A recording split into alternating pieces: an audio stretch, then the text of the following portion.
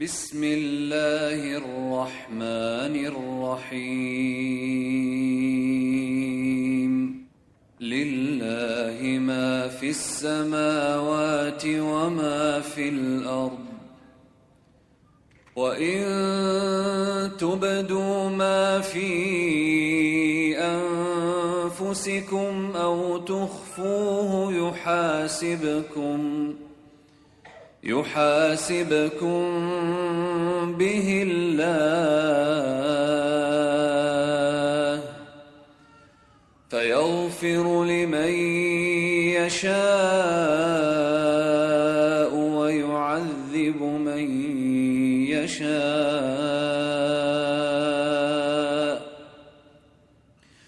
والله على كل شيء قدير। আকাশমণ্ডলী ও পৃথিবীতে যা কিছু আছে সবই আল্লাহর। তোমরা তোমাদের অন্তরে যা প্রকাশ করো বা গোপন রাখো, আল্লাহ সে বিষয়ে তোমাদের হিসাব নেবেন। অতঃপর তিনি যাকে ইচ্ছা ক্ষমা করেন এবং যাকে ইচ্ছা শাস্তি দেন, আর আল্লাহ সব কিছুর উপর সর্বশক্তিমান। آمن الرسول بما أنزل إليه من ربه والمؤمنون كل آمن بالله وملائكته وكتبه ورسله لا نفرق بين أحد من رسله وقالوا سمعنا وأطعنا غفرانك ربنا وإليك المصير। রাসূল বিশ্বাস স্থাপন করেছেন তার প্রতি যা তার রবের পক্ষ থেকে নাজিল হয়েছে, এবং মুমিনগণও তারা সবাই বিশ্বাস করেছে আল্লাহর প্রতি, তার ফেরেশতাগণের প্রতি, তার কিতাবসমূহের প্রতি ও তার রাসূলগণের প্রতি। আমরা তার রাসূলদের মধ্যে কোনো পার্থক্য করি না। আর তারা বলে, আমরা শুনলাম এবং মান্য করলাম। হে আমাদের রব, আমরা তোমার ক্ষমা প্রার্থনা করি আর তোমার দিকেই প্রত্যাবর্তন।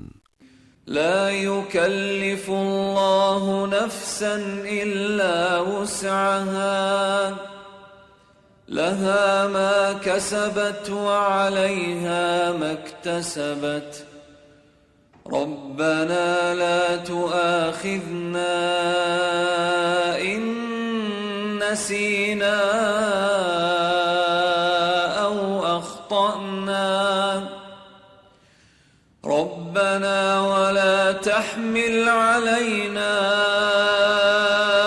إصرا كما حملته على الذين من قبلنا